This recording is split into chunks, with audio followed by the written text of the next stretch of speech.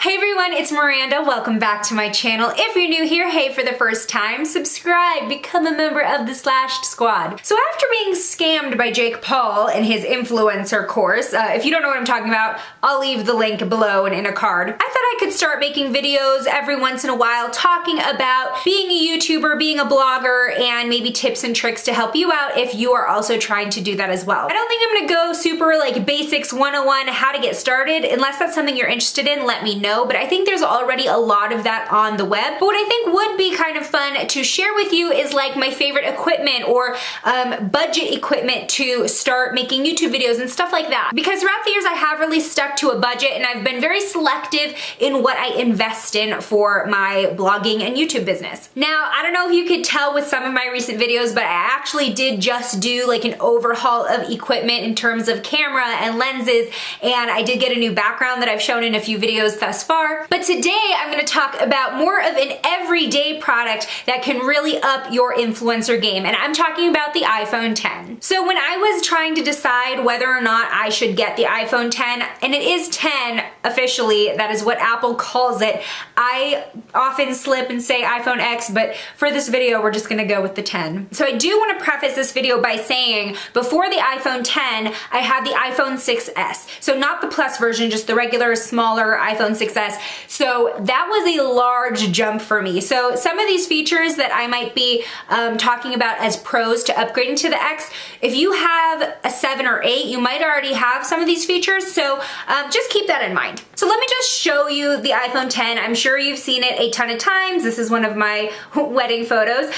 The phone is all screen. So that's just one thing. You do not have a button. It's powered by a swipe up feature. It looks for your face. If it doesn't see your face, it asks for your passcode. It took a long time to get used to not having a button, and I'm still getting used to it. I really liked the fingerprint button on my older model. It was a lot easier, especially if you have this like laying on a desk and you want to unlock it quickly. Now I have to pick up the phone and look at it or wait for it to like toggle the code option. That's definitely a first world problem, but just something I thought I'd mention. The first thing that I noticed right away in terms of what made the iPhone 10 much better than my iPhone 6s was the battery life. So with my iPhone 6s, and what I've actually also heard with people who have the 7s or 8s, the small versions, not the pluses, I would probably have to recharge the phone midday when I was using it moderately, not even super heavily. A lot of the times I am on my computer during the day, but I will be doing social media and apps and other things on my phone on the side. And even still, I would get to about like 20%, probably around 2:30, 3 p.m. So I would have to recharge my phone to get through the rest of the day, and then of course like my nighttime errands and going to the gym and stuff like that. So the first thing that I was so impressed with the iPhone 10 was that I didn't have to charge until I went to bed, which was crazy to me. I don't think that's happened to me where I didn't have to like recharge my phone since high school, when I had to have it off anyway most of the day. By the way, is that still how high school is nowadays, or can you just like have your phone out taking pictures? Because I see a bunch of people on my feed just like in class. So that is definitely a really, really huge plus, especially as an influencer, because we are using our phones so heavily on all the social media, especially if you are also using it to film or take pictures. That does take up battery. But yeah, so that's been like the #1 pro, especially as someone who relies on my phone for work. The battery life is just phenomenal. Okay, #2, and this is pretty obvious, and this was one of the main reasons why I bought this phone, is the camera quality. So this phone has a better camera on the back than previous models and a better camera on the front than previous models. On the back, we're looking at 12 megapixels, and for reference, my Canon T7i, which is a DSLR, has 24 megapixels, and then the front camera, we have 7 megapixels. And of course, you get 4K video on the iPhone 10. Now for me personally, I don't ever shoot in 4K even for my YouTube videos. One, my camera does not do 4K even though it's a new camera. But two, I'm not doing a lot of like landscape things with drones and, you know, things that you really need to see minute details. Like this is as much as you normally see of me, and maybe I'll come in and do an eye shot and everything. But if you're vlogging like different excursions or adventures or sports or stuff like that, then 4K might mean a lot to you. So right now I'm shooting on my Canon T7i, and I want to show you what this shot looks like if I were shooting on the iPhone. So I'm going to do the same quality of 1080, and this is what it looks like. And now we're on the iPhone 10. So clearly it is a wider angle, and you don't get that nice fuzzy background that the DSLR and the Sigma lens produce. But it depends on what kind of content you're creating, if that even matters in the first place. If you're daily vlogging, or maybe you're doing like action shots, the bokeh background might not be a priority to you. By the way, this is the front-facing camera. Let me flip it around and show you the back-facing camera. And now we are on the back camera, so this should be maybe a little bit more crisp, but either way, you do get really great video quality with the iPhone. You can probably hear a little bit of a sound difference between my iPhone and my DSLR. It'll probably be a little bit more obvious when I switch back. So again, it just depends on what kind of content you're creating, if that makes a difference. Also, the digital zoom on this camera is way more than I had on any other previous iPhone. And you're gonna get a clearer zoom as well on top of it being able to zoom in farther. It goes all the way up to 10 times digital zoom, and I'm gonna insert a clip of what that looks like here. Now with video, you only get 6 times zoom, but I find that it maintains a pretty decent amount of detail. Not as great as a zoom lens on a DSLR, but it'll get you by. And same for photo. I'll show you one photo of 1 time zoom and then a photo of 10 times zoom. Again, you get a little bit of noise where it kind of looks a little crackly on the photo, but it's nice to be able to do that if you want to capture something a little bit in the distance. Reason number 3, which also kind of blends into the camera aspect, is of course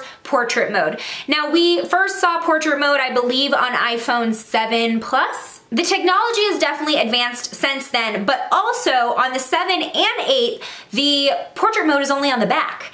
But on the 10, you get portrait mode on the front. So that's gonna elevate your selfie game. That was another main reason why I did end up springing for the 10 versus the 8 that came out at the same time that was a few $100s cheaper. Having portrait mode on the front can make your life so much easier, especially if you don't have somebody with you to take an Instagram photo or a photo in general.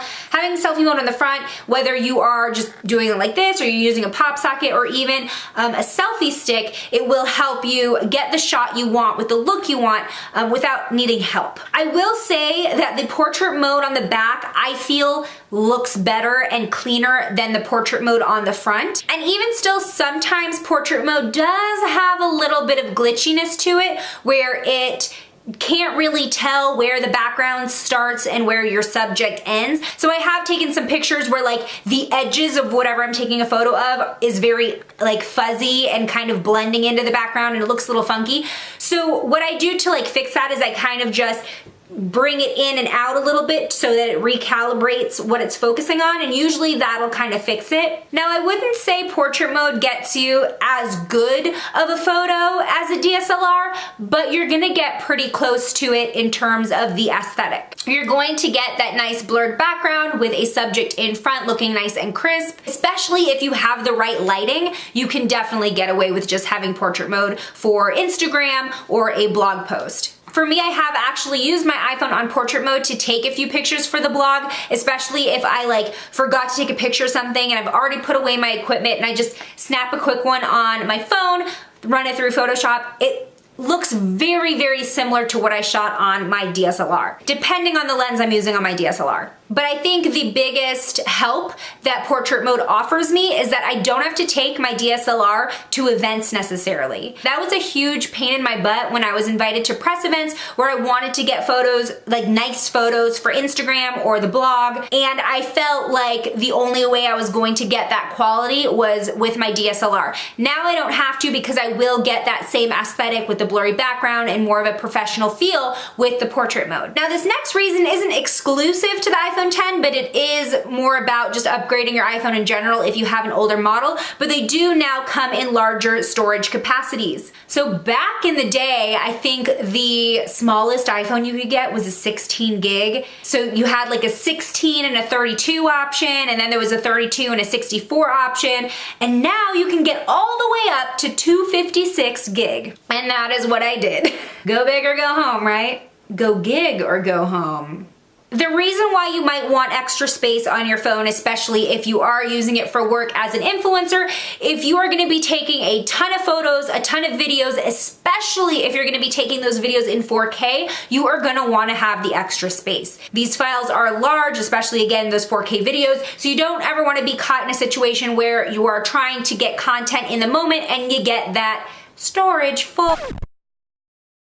So again, I think the iPhone 8 also goes up to 256, so not necessarily a 10 exclusive feature. And the last reason I wanted to highlight why I think the iPhone 10 is great for influencers is the actual size itself. It's a little bit bigger than the standard iPhone, but a lot smaller than the Plus models. Why is this important? Well, you can put it in your pocket a lot easier, that's for sure, but also it's going to be more compatible with a lot of standard accessories. So I'll get into that in a minute, but first of all, I did have to put a pop socket on this. I did not have one on my previous phone, but because this was a little bit larger than I was used to and I have baby hands, this is imperative to helping me hold on to this thing. When I'm talking about other standard accessories, I'm talking about things like selfie sticks. Before my mom also upgraded to a 10, she had a 6S Plus, and she had a really hard time finding car mounts that would fit the phone or hold it up because it was so heavy, but selfie sticks as well because they can only stretch to a certain amount. So because this is only a little bit larger than the standard iPhone, but a lot smaller than the Plus,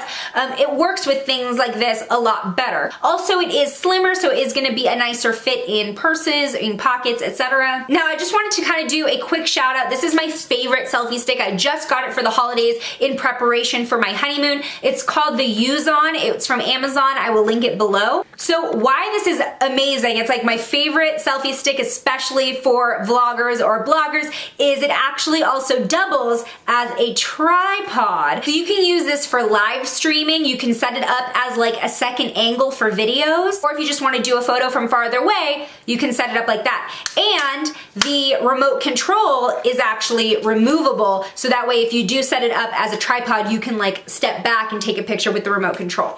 Now let me mount my phone. Now because I do have a pop socket, I have to mount it a little bit underneath off center. But it has these really strong rubber grips on it, so I know that my phone isn't going anywhere. So one of my favorite features of the selfie stick, besides the fact that it turns into a tripod, is that you can take regular landscape photos, which is pretty basic to a selfie stick. However, you can also twist it and now take vertical photos. So I love this, especially like I said, if you do want to use it as a tripod for live streaming, you typically have to keep it in vertical mode for like Instagram and stuff. That makes it a lot easier. So I'll link this selfie stick below. It folds also very compactly. I just thought I'd talk about that briefly as like an influencer must-have for your iPhone. So that's my take on why the iPhone 10 is perfect for influencers, and especially if maybe you're just starting out, you can definitely rely on this to take your photos and to take your video before you start upgrading to bigger and better equipment. But if you are more experienced and you do have the fancy equipment, this is a really nice alternative to bringing that equipment with you all the time. I hope you liked this video. If you want to hear more like influencer topics on this channel,